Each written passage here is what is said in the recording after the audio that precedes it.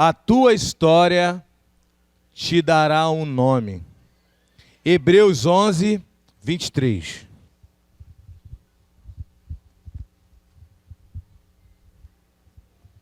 Hebreus, capítulo 11, versículo 23.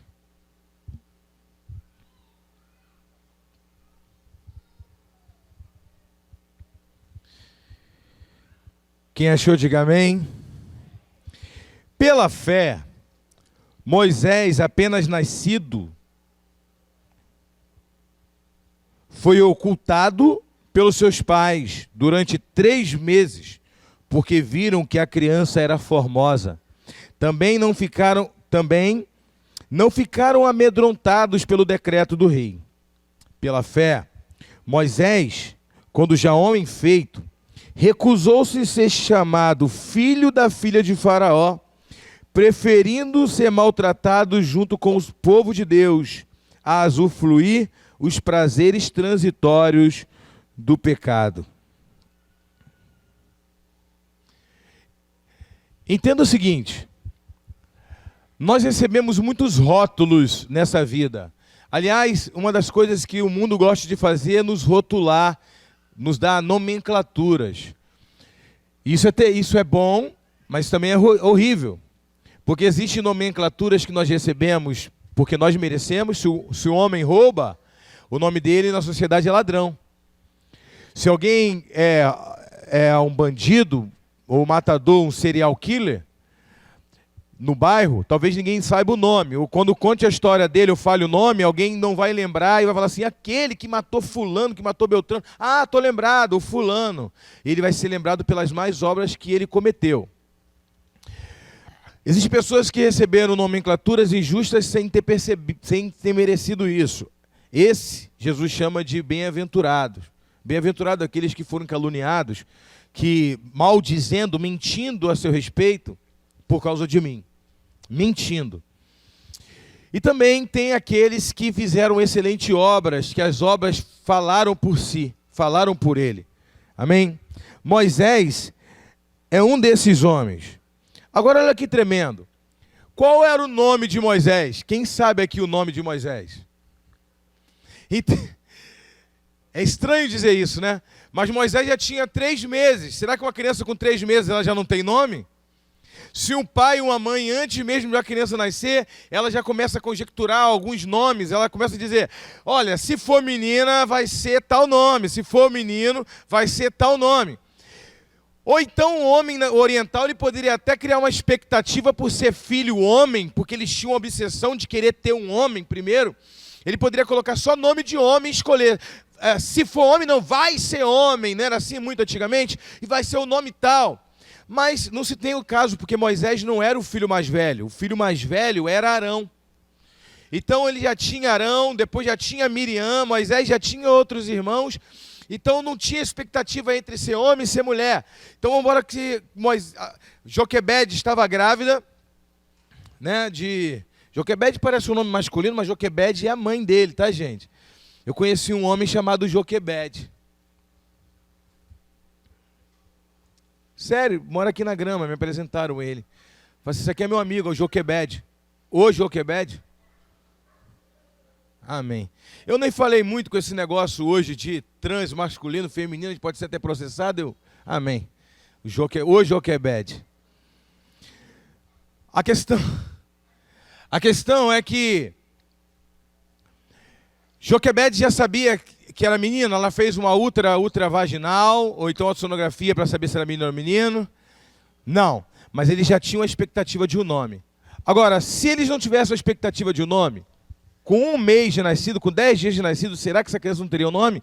É óbvio que essa criança tinha um nome. É óbvio que ele tinha um nome, porque o judeu ele já dá nome quando nasce.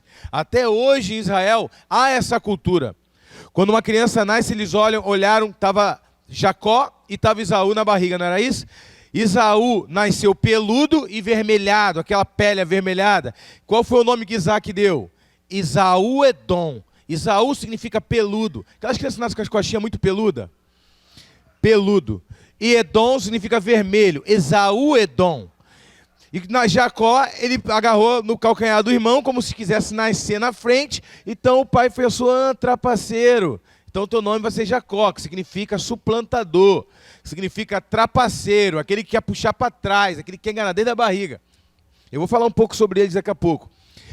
Então o nome já era dado na hora, nascia com a mão fechada, era um nome, nascia com a mão aberta, era um nome, nascia de olho assim, nascia de uma forma, eles davam um nome em cima da hora e profetizavam em cima daquele nome. Se era o único filho, então botavam um nome. Se era o terceiro filho, já botavam outro nome profético. O judeu tinha isso e até hoje eles têm esse costume. Amém? Então, imagina comigo, Moisés, ele estava com 3 meses já de nascido, irmãos, e não tinha nome. Mas quando a mãe dele colocou ele, o pai, bitumou aquela cesta, né, a tevá, eu já falei sobre isso, né? Até no livro Jardim da Intimidade eu falo sobre isso, que a tevá em hebraico é arca. Então, cesta e arca têm o mesmo nome. Tá? A arca de Noé e a cesta de Moisés têm o mesmo significado. As duas estavam transportando pessoas, cada um na sua medida. A arca de Noé representa a obra do homem. O homem construiu a arca para se salvar. A arca de Moisés representa a graça, porque é um cestinho que Deus permitiu ele sobreviver de maneira tão vulnerável e assim mesmo Deus permitiu ele viver. Então, a arca de Noé, obras, e a arca de Moisés representa a graça de Cristo. Essa revelação merecia uma salva de palmas, não merecia não? Glória a Deus. É só a introdução da mensagem, vocês vão entender o texto. Então, de repente, Joquebede coloca o cesto no rio Nilo, e aí vai tomando uma dimensão. Eu já andei de barco no rio Nilo, irmão. O rio Nilo não é um rio igual você olha daqui para ali, não. O rio Nilo é muito... Quem já esteve lá em Tocantins, quem já esteve no Rio São Francisco, já tomei banho no Rio São Francisco. O rio tem alguns lugares na margem do rio que dá quase 1 quilômetro de uma margem para outra. E o rio Nilo é mais ou menos assim, né, Nilo? Beleza? O rio Nilo, não sei por que eu lembrei do Nilo. O rio Nilo ele é largo e longe. No Nilo tem jacaré, não sei se tem crocodilo, mas jacaré tem vários perigos. Não foi só Moisés que foi posto no rio Nilo. Então as pessoas pensam assim, nossa, que brilhante ideia que Joquebede teve, meu irmão. Muitas mulheres jogaram os bebês ali, porque Faraó deu um decreto de morte para todas as crianças que tinham menos de 2 anos de idade. A única diferença de Moisés para as outras crianças é que Miriam era profeta. Miriam era o quê? A palavra Miriam, irmãos, e Maria é a mesma coisa, tá? Mary, Maria, Maria, é tudo Maria, tá, irmão? É igual Tiago, Jacó, James, é tudo Tiago, tá bom? Só de forma variada. Peter, Pierre, é tudo Pedro, Pietro, é tudo Pedro, de forma mais chique, né? Elson, eu nem sei Elson em inglês, mas deve ser Elson mesmo. E aí, olha, tira ele da água. Maria, ou Miriam, era profeta, estava olhando e vigiando, jogou ele no mar, jogou ele no rio. O rio fala de quê? Destino. O rio ele começa num lugar, ele termina no outro. Então o rio, quando você sonha com o rio está muito relacionado a destino. Então ele olha, coloca Moisés no seu destino e ela fica guiando com os olhares proféticos, né? Deus não coloca você no destino da vida sem colocar um olhar profético para tomar conta de você, irmãos. Senão você vai padecer como qualquer um que não é tomado conta por ninguém vai padecer. Então Miriam foi olhando, olhar profético. E aí Moisés vai parar na porta do palácio de Faraó. Tanto lugar que ele poderia parar. Parou perto da onde a filha de Faraó gostava de se banhar. E ela pega aquela criança e tira, e ela dá o nome para Moisés. O nome dessa criança será Moisés, porque ele foi tirado das águas. A palavra Moisés significa tirado das águas. Quem está entendendo? A sua história lhe deu um nome. Olha para o teu irmão e diga, a tua história lhe dará um nome. Talvez o seu nome hoje no reino do Espírito seja tirado das drogas, tirado da confusão, tirado da prostituição, tirado da depressão, tirado da confusão. A tua história te dará uma nomenclatura. Amém? Agora, antes de eles entrarem ali no Egito, olha que tremendo, gente. Antes de eles entrarem, primeiramente quem entrou foi José, um sonhador. Vocês conhecem a história de José, né? Olha aqui a história de José. Gênesis 37. Quem pode abrir comigo? Gênesis capítulo 37.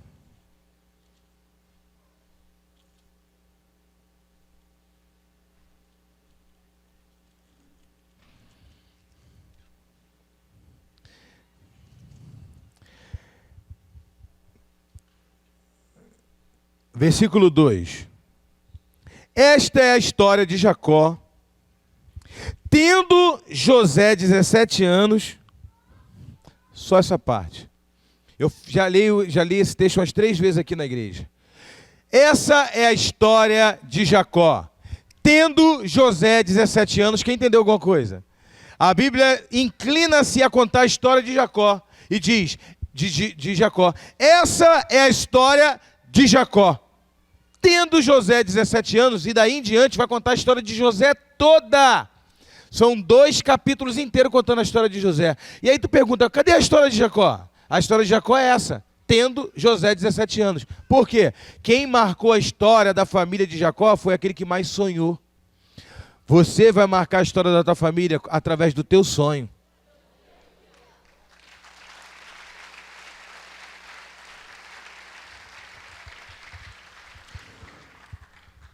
Para lembrarem do teu pai, vão ter que mencionar o seu nome. Para lembrarem da sua família, vão ter que mencionar o seu nome. Quantos estão comigo hoje? Agora olha só que tremendo. José é aquele que foi na frente, sofreu pelo seu sonho, porque um sonho traz dores. Um sonho traz sofrimento. Um sonho traz lutas. Porque quando você sonha pequeno, o teu sonho, ele vai suprir você e a sua casa. E não é pequeno, é o suficiente, perdoa a palavra, não é pequeno. Quando você sonha com o suficiente, isso já vai incomodar o diabo, porque ele já é inimigo da sua alma. Ele já te odeia, mesmo você não fazendo nada.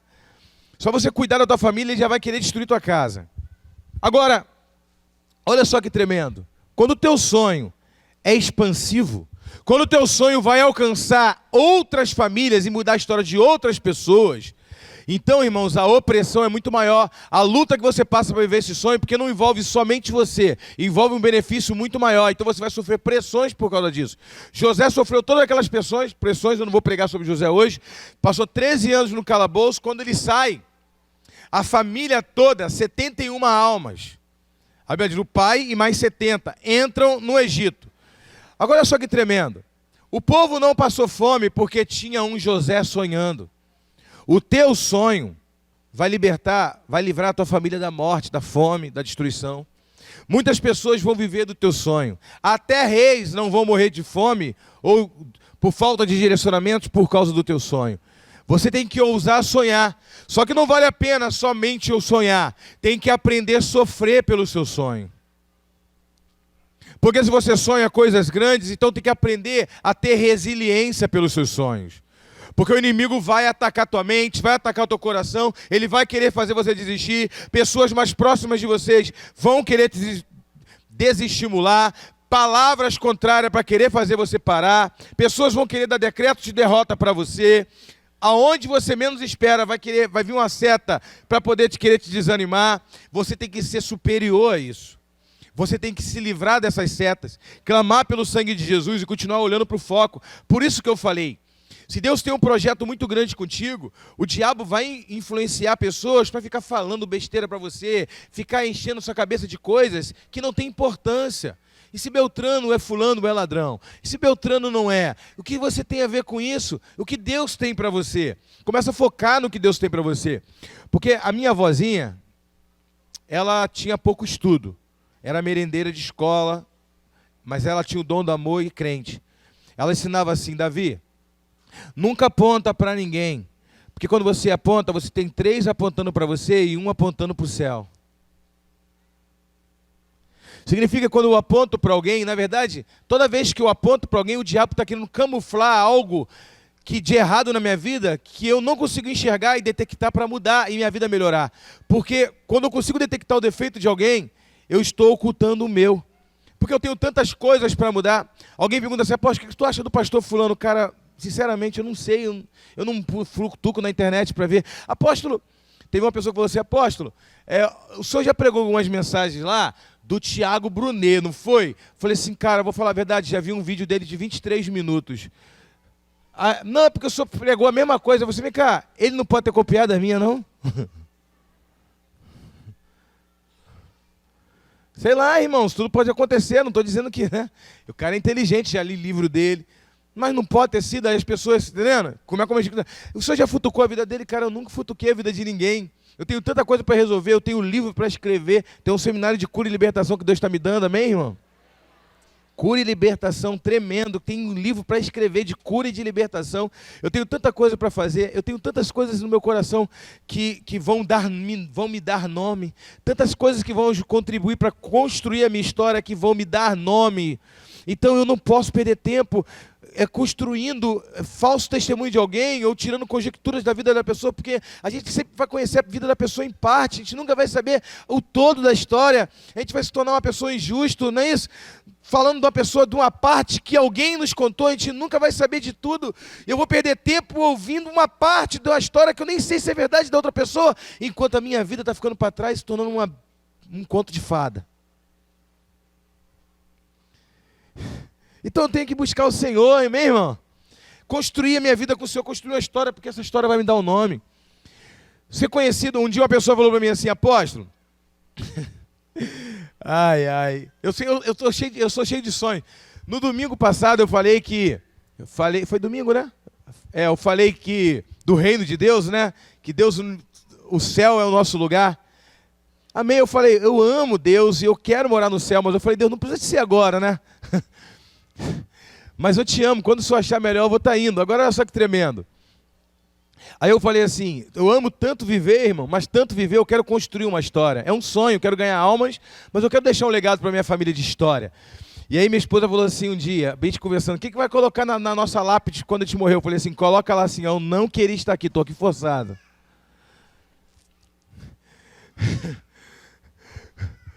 Um dia, sério, pode colocar, ele não queria estar aqui, ele foi obrigado. Um dia a pessoa falou assim, apóstolo, 2 pessoas conversando, né? Aí estava conversando com um professor de filosofia, muito inteligente, o que você gostaria que alguém falasse de você no seu enterro? Eu disse, cara, eu gostaria de falar, foi um homem nobre, foi um cara inteligente, foi um homem de paz na sociedade. E você, fulana, a outra professora? Eu gostaria que falasse assim, essa mulher revolucionou o ensino do Brasil, né? E o que você gostaria que falasse no seu enterro? E você, eu gostaria de falar assim, esse homem foi solidário, filantropo.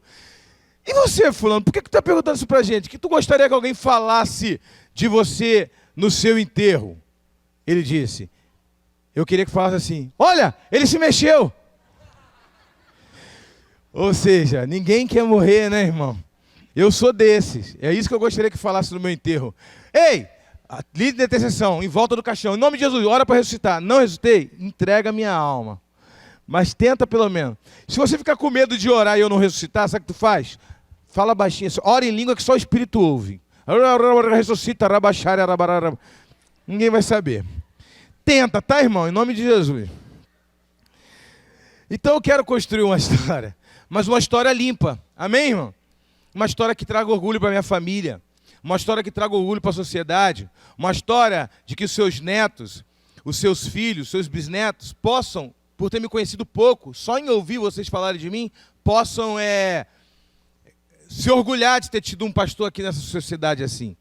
Marcar uma história. Não é parecer para ninguém, não é ter uma vanglória, mas ser nobre, deixar um legado, deixar ensinamento. Frases que parecem ser defeitos, mas não são, da palavra, que possam trazer norte para a vida de gerações. Nossa, o apóstolo falava isso, tu lembra? Né? Amém, irmãos. Glória a Deus. E construiu uma história. Agora, o que aconteceu? José construiu a história dele, não construiu? E aí a Bíblia diz que quando se levantou um faraó que não conhecia José, começou a oprimir o povo de Israel lá no Egito. Eu vou repetir, isso é uma revelação. Se levantou um faraó que não conhecia José e começou a oprimir o povo. Entenda o seguinte, uma das coisas que você tem que fazer, irmãos, para que você não sofra opressão na sua casa e na sua descendência, é lembrar sempre os seus filhos e os seus netos a gratidão pelo nome da pessoa que te libertou, que Deus usou para te libertar. Isso gera peso de gratidão e de intercessão. Isso é muito sério. Nós temos que glorificar o nome do Senhor Jesus, amém, irmãos?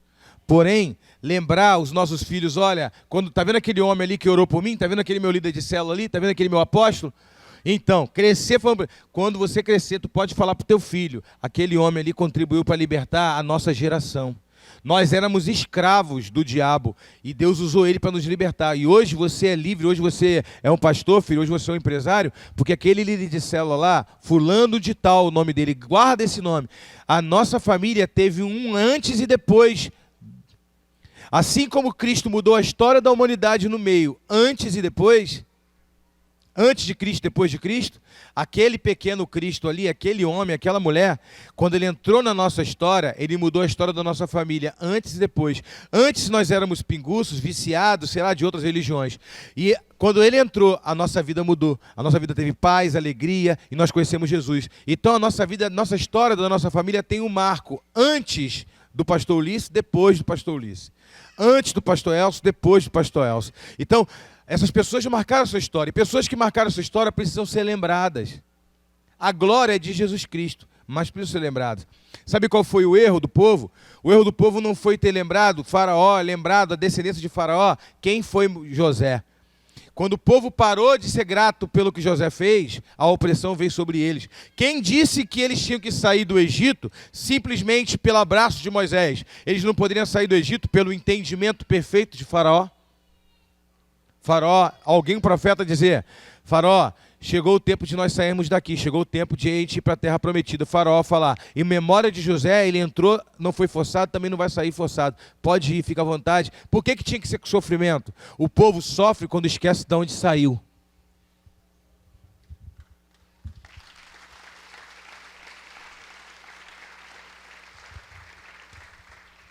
Porque começa a ingratidão. Olha para o teu irmão e diga assim, seja grato por tudo. Irmãos, Deus ama tanta gratidão. Pega essa chave aí, pega essa chave Pix aí. Depois eu passo para vocês. Deus ama tanta gratidão que Deus colocou o povo para comemorar a Páscoa, celebrar a festa da Páscoa 1500 antes de ela acontecer. Deus colocou o povo para celebrar a festa de tabernáculo quase 3.000 anos antes de acontecer. Porque a festa do tabernáculo não se cumpriu ainda. A festa de Pentecostes já se cumpriu. A festa profética da Páscoa se cumpriu, mas o tabernáculo ainda não se cumpriu. Só vai se cumprir na vida de Cristo.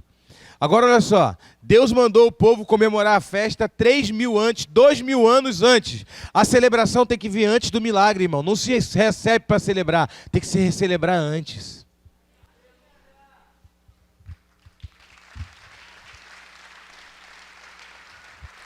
Deus disse, vocês vão comemorar a festa da Páscoa. Vocês vão celebrar a festa da Páscoa. Começa a celebrar. Celebrar por quê? Porque eu vou enviar o Messias para libertar vocês. Ele vai ser o libertador. Então começa a celebrar. Começa a celebrar. Quando você tem certeza que uma palavra de Deus vai se cumprir na sua vida, tu já comemora como se tivesse recebido. E você já começa a celebrar. Quem está entendendo isso? Eu já falei aqui uma vez, a fé é dinâmica de antecipação. A fé é você conseguir já celebrar a vitória antes de ela acontecer. Isso agrada a Deus. Isso traz louvor a Deus. Porque, irmão, celebrar quando Deus faz alguma coisa, isso qualquer pessoa faz. Tu já reparou que Jesus quer nos tirar do óbvio? Tu já reparou que Jesus quer nos tirar das coisas óbvias? Jesus disse, se vocês, um mandamento eu te dou, não foi dito pelos antigos? Ame o seu próximo e odeie o seu inimigo? Ou maltrate o seu inimigo? Jesus disse, não, em verdade eu vos dou um novo mandamento. Ame o teu próximo como a ti mesmo. Ame a teu Deus acima de todas as coisas. Ame o teu inimigo. Dê de comer para o teu inimigo. Ore pelo teu inimigo. Bendiga aqueles que te perseguem. Ou seja, o cara está falando mal de você. Ah, aquele pastor lá, cara, ladrão. Aí eu tenho que falar, Senhor, esse homem é um abençoado. Seu abençoado, homem de Deus, próspero, honesto.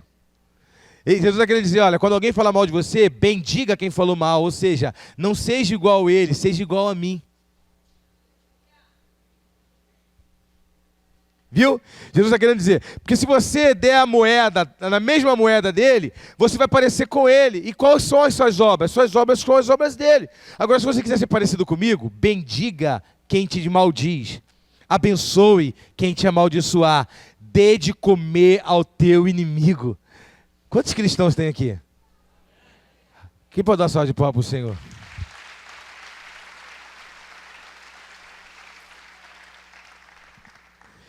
Aleluia.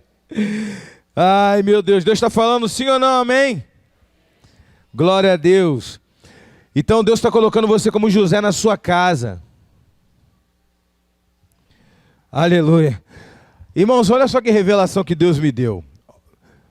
Mas para você ser uma pessoa que celebra, para uma pessoa que é grata por aquilo que Deus fez e por aquilo que Deus vai fazer. Aliás, Jesus disse assim, voltando a 2 minutos atrás, Jesus disse, se vocês amarem só aqueles que te amam, os pagãos não fazem também a mesma coisa? Eles amam aqueles que amam ele no seu ciclo de relação.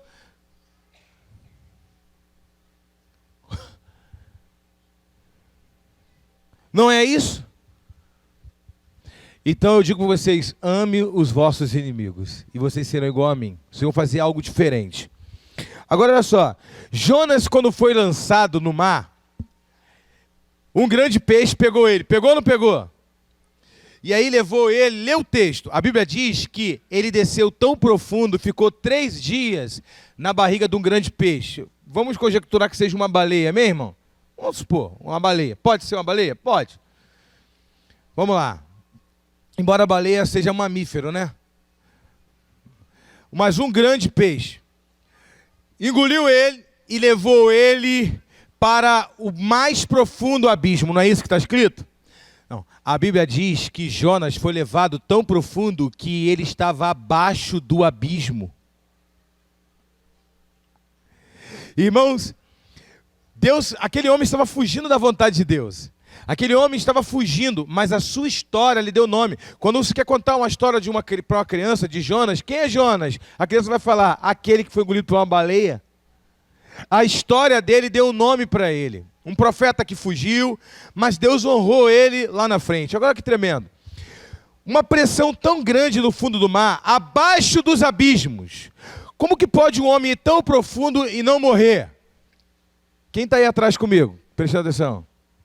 Diga assim para o teu irmão, a estrutura da baleia protegeu ele. Irmãos, entenda o seguinte, quando Deus te der estruturas e te colocar dentro de uma estrutura, Ele vai te conduzir a lugares profundos.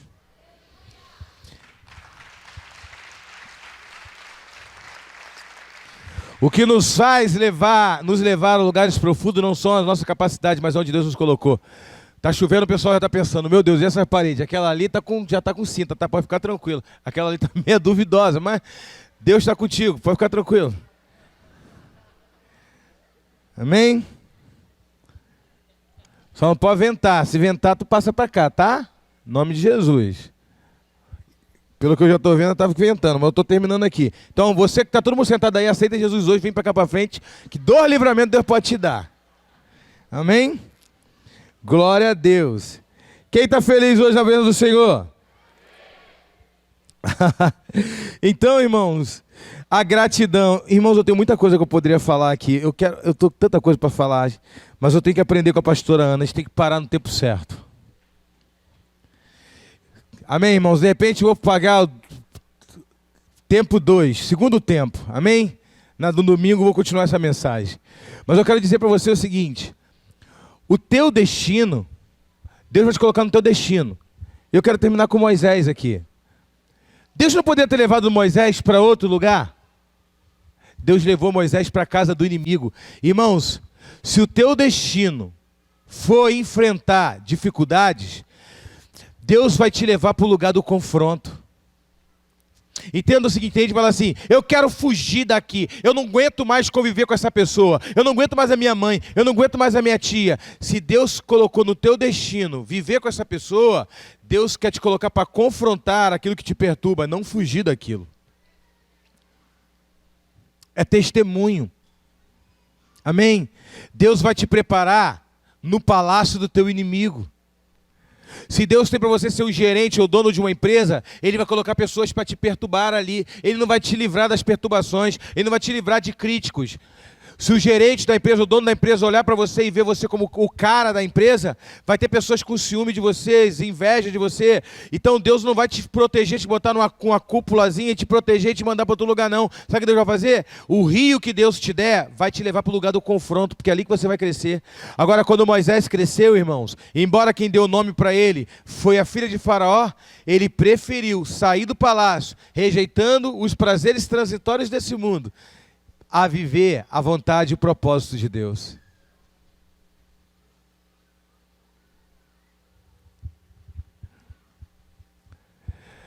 O povo se multiplicou no meio do Egito. Tenho 3 minutos ainda.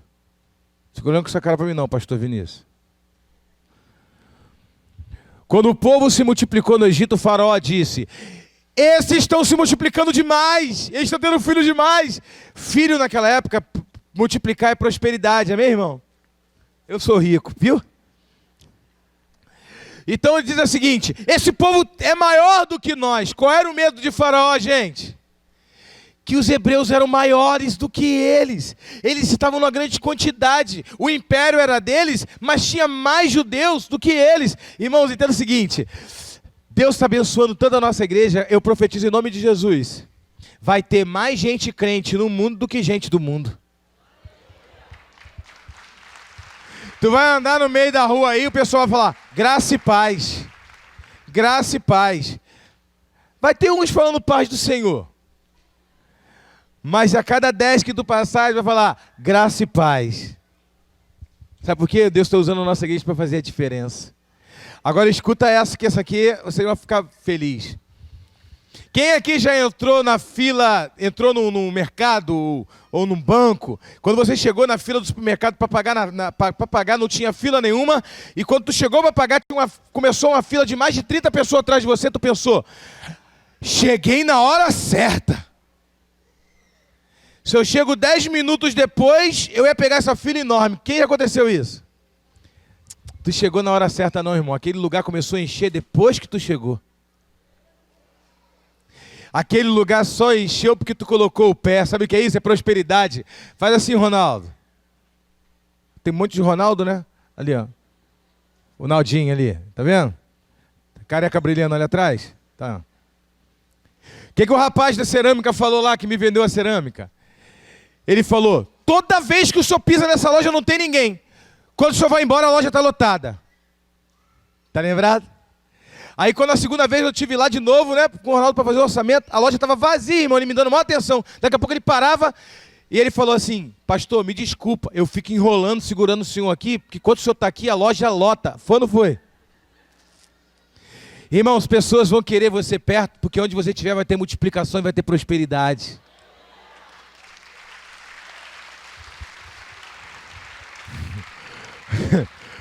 O pastor Jetro chegou para mim e falou assim, apóstolo, eu vou perguntar a ele o nome do empresário. Ele falou, apóstolo, teve um empresário que tem um empresário conhecido nosso, que ele está pagando funcionários crentes, ele tira o cara do serviço, ele diz, você continua sendo funcionário da empresa, Você não vai mais trabalhar, você vai ficar só naquele quarto ali orando e bota o cara para orar o dia inteiro. Ele já disse agora, botou na empresa dele 24 horas de oração, pessoas de carteira assinada para orar. Eles entenderam que um cristão cheio do Espírito Santo orando ali, ele traz mais prosperidade para a empresa do que ele fazendo o serviço que o outro está fazendo. Então, eles não estão pagando para orar, eles estão querendo se cercar de pessoas que orem. Você sabia que Nova York é um dos lugares mais prósperos do mundo? Porque todas as empresas contratam judeus, porque judeu ora muito. Então eles botam judeu para orar. Dizem, não, você não precisa trabalhar não, larga a tesoura hoje, você vai ficar só orando. E ele bota o judeuzinho lá para poder ficar orando. Quem está entendendo isso? Vai ter gente, irmãos, que vai dizer para você assim, ó, eu quero você na minha empresa. Para quê? Eu quero contratar você só para tu ficar o dia inteiro orando. Você vai ser o melhor funcionário da empresa, vai ser o que vai mais prosperar a empresa. O melhor da produção lá não vai ser nada perto de você. Porque Deus, ele é uma forma que Deus tem de te honrar. As pessoas reconhecer a tua unção. Amém? Quem pode dar uma salva de palmas para o Senhor Jesus?